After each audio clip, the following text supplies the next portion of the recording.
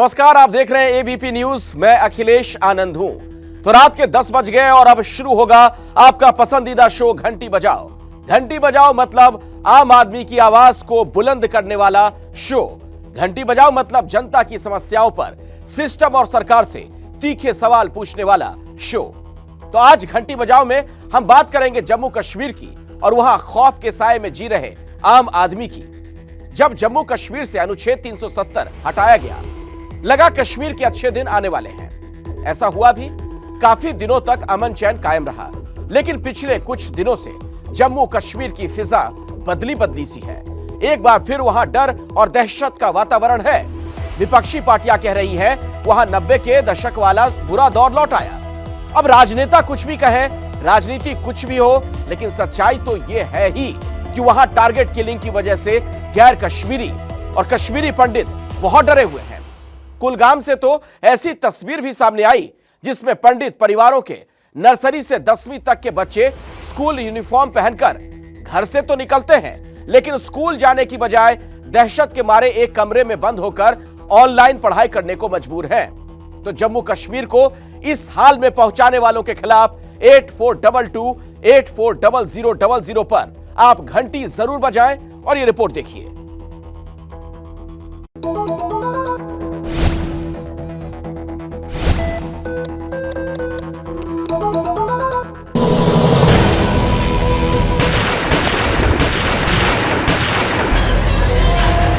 Select killings हुई है, उनकी वजह से एक खौफ पूरी कम्युनिटी में है।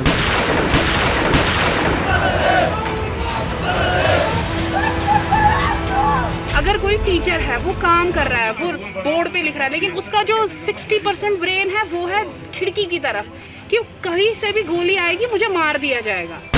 मैं अपने बच्चों के लिए सेफ नहीं हूँ।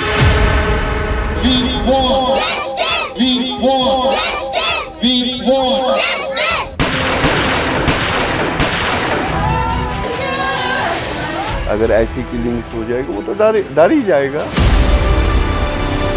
इस बार जिस तरह कश्मीरी हिंदुओं पर खूनी आतंकी साया मंडरा रहा है, तो क्या इस बार खीर भवानी मेले के आयोजन में तस्वीरें बदली सी होंगी?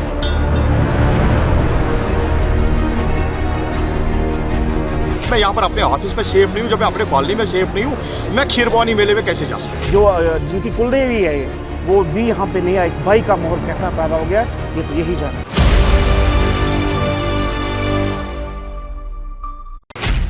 तो एक तरफ कश्मीर में आतंक फैलाने के मकसद से घुसे आतंकवादी सुरक्षा बलों के निशाने पर हैं। कुलगाम से लेकर कुपवाड़ा तक चल रहे एनकाउंटर में उनकी घेरेबंदी की जा चुकी है। पिछले 24 घंटों में 3 आतंकवादियों को ढेर किया जा चुका है। वहीं शोपिया में 4 आतंकवादियों को गिरफ्तार किया गया, जिन्होंने कुछ दिन पहले आईईडी ब्लास्ट किया था। तो दूसरी तरफ पाकिस्तान अपनी हरकतों से बाज नहीं आ रहा। जम्मू कश्मीर में आतंकियों की घुसपैठ कराने में नाकाम रहने के बाद अब वो ड्रोन से हथियार और बारूद पहुंचाने की साजिश रच रहा है।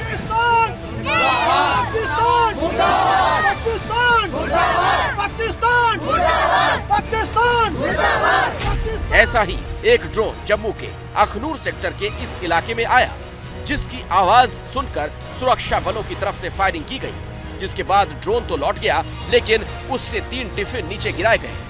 जांच में पता चला ये दरअसल आईईडी से भरे हुए टिफिन हैं, जिनमें 3 घंटे से 8 घंटे तक का टाइमर भी सेट किया गया था। यानी आतंकी इस टिफिन बम के जरिए बड़े धमाके की साजिश रच रहे थे, लेकिन सुरक्षा बलों की मुस्तैदी से उनकी ये साजिश नाकाम हो गई।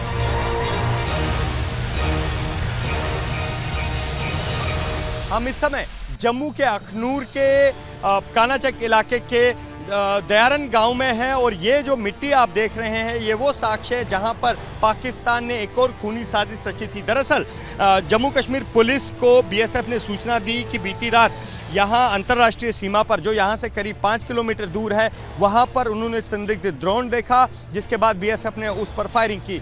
बीएसएफ से खबर मिलने के बाद जम्मू कश्मीर पुलिस ने जो स्टैंडर्ड ऑपरेटिंग प्रोसेस रखा है ड्रोन के लिए, उनका एक गश्ती दल निकला और इस पूरे इलाके को खंगालने की प्रक्रिया शुरू हुई। इसी दौरान जम्मू कश्मीर पुलिस को भी एक ड्रोन दिखा और जैसे ही जम्मू कश्मीर पुलिस ने उस ड्रोन पर फायर किया, उस ड्रोन का जो पेलोड था वो यहाँ आकर गिरा है और ड्रोन जो है वो वापस चला गया। लेकिन जैसे ही वो पेलोड खोला गया उसमें 3 टिफ़िन के बॉक्सेस थे और तीनों टिफ़िन के बॉक्सेस में आईडी फिट थी। आईडी के ये मामला इसलिए भी गंभीर हो जाता है क्योंकि जो आईडी फिट थी उसमें टाइमर्स आगे पहले से ही सेट किए थे, मतलब ये टिफ़िन बॉक्स उठाना था और कहीं रखना था और ये ब्लास्ट हो जाता। और इसमें जो है 1 घंटे से लेकर 8 घंटे तक के टाइमर सेट थे जो पाकिस्तान ने पहले ही कर रखे थे। 2 से 3 किलो हर एक डब्बे का वजन था। जानकारी के मुताबिक ड्रोन से गिराए गए टिफिन बम में 5 किलो से ज्यादा RDX रखा गया था। पिछले कुछ समय से पाकिस्तानी सीमा से लगे इलाकों में ड्रोन की गतिविधियां बढ़ी हैं। पिछले ही महीने कठुआ में सुरक्षा बलों ने पाकिस्तान की तरफ से एक ड्रोन को आते देखा जिसे मार गिराया गया। इस ड्रोन से भी 7 ग्रेनेड और 7 बम बरामद हुए थे।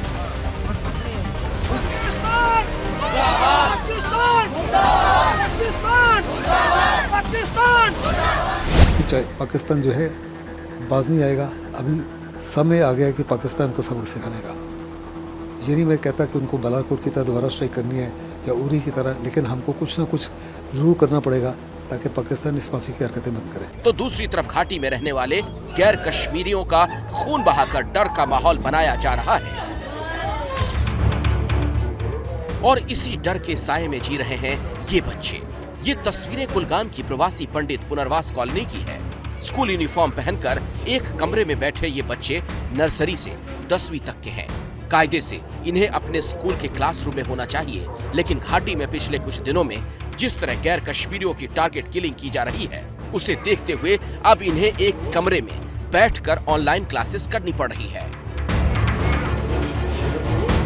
गवर्नमेंट ने कल जो ऑनलाइन क्लासेस का जो ऑर्डर निकाला है हमारे बच्चों के लिए, वो इसका मतलब यही है कि गवर्नमेंट को पता है कि हम माइनॉरिटी यहाँ सेफ नहीं है, तभी ये ऑर्डर निकाला गया है। और मैं गवर्नमेंट से यही गुजारिश करता हूँ, जो हमारी डिमांड है, हमें जल्द से जल्द हमें रिलीफ डिपार्टमेंट में अटैच किया जाए। बारामूला और अनंतनाग में गैर कश्मीरी छात्रों के लिए इस तरह की ऑनलाइन क्लासेस शुरू की जा चुकी है। दूसरे जिलों में भी अगले हफ्ते से ऐसी क्लासेस होंगी, यानी बच्चों को कैद में रहकर शिक्षा लेनी होगी। वहीं उनके अभिभावक अभी भी इस मांग पर कायम हैं कि उन्हें घाटी से ट्रांसफर किया जाए, क्योंकि यहां उन्हें अपनी जान का खतरा है। मुझे नहीं लगता कि जहां हम इस टाइम रह रहे हैं इसके गेट के बाहर हम लोग कहीं पे भी सेफ है, और हम पूरी उम्र तो नहीं इस गेट के अंदर ही बंद रह सकते हैं। हमारे बच्चों का क्या फ्यूचर है? जब हम 90 में हम लोग यहाँ से मास माइग्रेशन आया, मतलब कश्मीरी बने, इस टाइम तो मतलब इस टाइम हिंदू टारगेट्स हो रहे हैं यहाँ। यह बोलती है कि ठीक है कुछ टाइम में हो जाएगा सोल्यूशन, कुछ टाइम में मतलब यहाँ पे मिलिटेंसी एज पर दियर सोर्सेज की खत्म हो जाएगा। ठीक है, तब तक के लिए हमें वो रिलोकेट कर दे कहीं पे भी। कैंप में रहने वाले इन कश्मीरी पंडितों का कहना है कि बच्चों की ऑनलाइन क्लासेस उनकी समस्या का हल नहीं, और सरकार जब तक उनके जम्मू ट्रांसफर की बात नहीं मानेगी तब तक वो अपना विरोध प्रदर्शन जारी रखेंगे।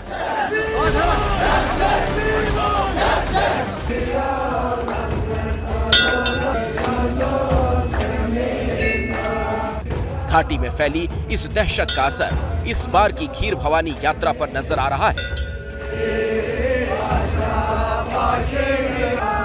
कश्मीरी पंडितों की कुल देवी कही जाने वाली खीर भवानी के इस मंदिर में शिव और शक्ति दोनों की मूर्ति है, जिनकी पूजा की जाती है। हर साल होने वाले इस मेले में बड़ी संख्या में पंडित शामिल होते हैं, लेकिन इस बार अभी तक यहाँ पहुँचने वाले श्रद्धालुओं की संख्या बहुत कम है।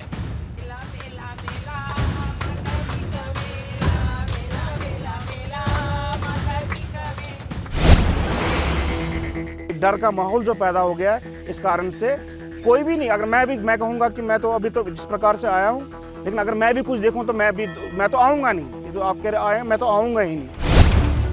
हालांकि श्रद्धालुओं के इसी डर को दूर करने के लिए गांदेरबल पुलिस और प्रशासन ने मंदिर के आसपास सुरक्षा कड़ी कर दी है। मध्य कश्मीर के गांदरबल जिले में स्थित खीर भवानी मंदिर कश्मीरी पंडितों के लिए यूं तो इस मंदिर की यानी राज्ञा देवी मां की मान्यता सबसे ज्यादा है, लेकिन इस बार जिस तरह कश्मीरी हिंदुओं पर खूनी आतंकी साया मंडरा रहा है, तो क्या इस बार खीर भवानी मेले के आयोजन में तस्वीरें बदली बदली सी होंगी? यही स्थिति जानने के लिए एबीपी न्यूज खीर भवानी मंदिर पहुंचा है, लेकिन सबसे पहले सुरक्षा के क्या इंतजामात है इस पर एक नजर आप लोगों को दिखाना चाहूंगी। और मेरे कैमरा पर्सन राजेश कुमार के कैमरे से देखिए कि किस तरह से पुलिस चप्पे चप्पे पर तैनात है। अगर आप दूर तक कैमरे से देख पा रहे होंगे तो जम्मू कश्मीर पुलिस एक तरफ जहां मिलिट्री फोर्सेस तैनात किए हुए हैं, दूसरी तरफ भी पुलिस की गाड़ियां हैं, यानी चारों तरफ उत्तर पश्चिम पूरब दक्षिण जहां भी देखेंगे वहां आपको पुलिस के इंतजामात नजर आएंगे। और इन कटीली तारियों से होते हुए यानी इन कटीले तार से होते हुए अंदर तमाम लोग जो मंदिर पहुंच रहे हैं उनको एंट्री मिल रही है। श्रद्धालुओं की एंट्री के लिए मंदिर परिसर में 3 चेक पॉइंट बनाए गए। बिना चेकिंग के कोई भी अंदर नहीं जा सकता। यहां आने वाली गाड़ियों को 1 किलोमीटर पहले ही रोक दिया जाएगा। इन सारी तैयारियों के बावजूद मंदिर में इस बार श्रद्धालुओं की वैसी भीड़ नजर नहीं आ रही। तैयारियों के मद्देनजर आजू बाजू में यानी आसपास जो आप देख रहे हैं टेंट्स लगा जरूर दिए गए हैं और चारों तरफ टेंट लगाया गया है ताकि जो लोग यहाँ पर पहुंचे, श्रद्धालु यहाँ पहुंचे, वो इन सब में सुरक्षित ठहर सके। लेकिन इस वक्त पूरा खाली नजर आ रहा है। आज के दिन में आप कुछ मत पूछिए, बस आज ही फुल कोरम होता था यहाँ। शाम को 10,000 से 20,000 तक खाना बनता था, बहुत ही। और हम हैरान होते थे, 12-12, 1-1 बजे तक गाड़ियाँ आती थी। आज तो पहली बार ये शून्य देखने को मिलता है, तो नहीं आया है।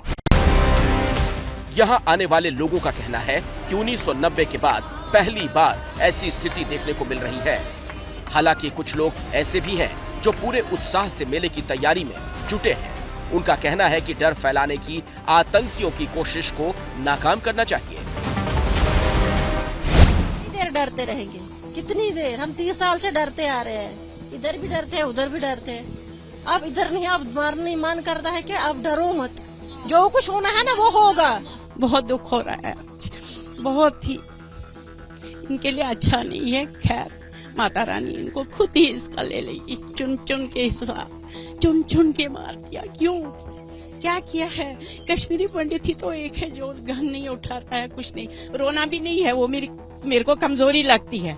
ऐसा नहीं है, मैं अपने वर्ड्स वापस लेती हूँ। कमजोर नहीं है, हमारी जड़ें हैं। आएंगे, जरूर आएंगे, और रहना हमने यहीं पर है। वो कुछ भी करे हम सहते रहेंगे, कोई बात नहीं। हम किसी भी चीज के लिए तैयार हैं।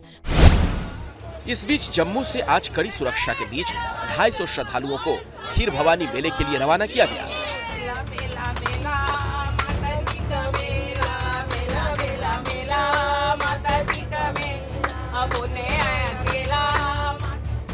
हालांकि पुलिस और प्रशासन की काफी तैयारियों के बावजूद जम्मू में रहने वाले ज्यादातर विस्थापित कश्मीरी इस बार खीर भवानी की यात्रा से बच रहे हैं।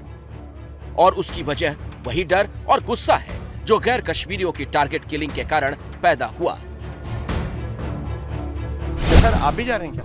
जी। क्यों?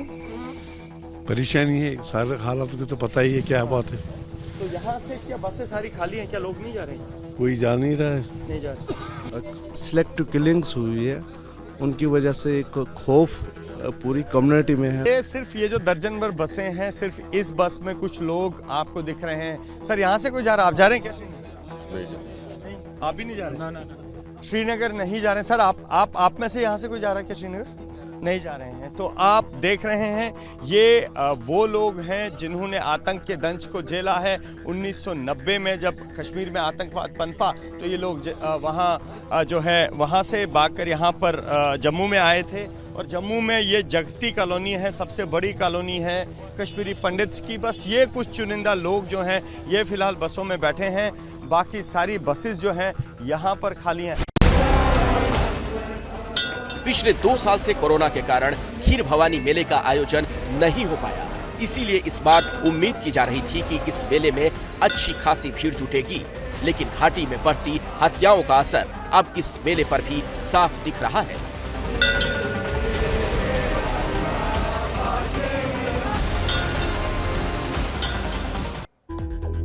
अब घंटी बजाओ में आप देखिए कि कैसे प्राकृतिक संसाधनों की लूट के जरिए सरकारी खजाने को चूना लगाया जाता है। यूं तो अवैध खनन के खेल का घंटी बजाओ में हम कई बार पर्दाफाश कर चुके हैं, लेकिन इस काले कारोबार में होने वाली मोटी कमाई की माया है कि यह गोरख धंधा रुकता ही नहीं। दरअसल इस काली कमाई का कमीशन सिस्टम में बैठे कई रसूखदार की जेब को गर्म करता है। तो आप देखिए मध्य प्रदेश से राजस्थान तक अवैध खनन का खेल।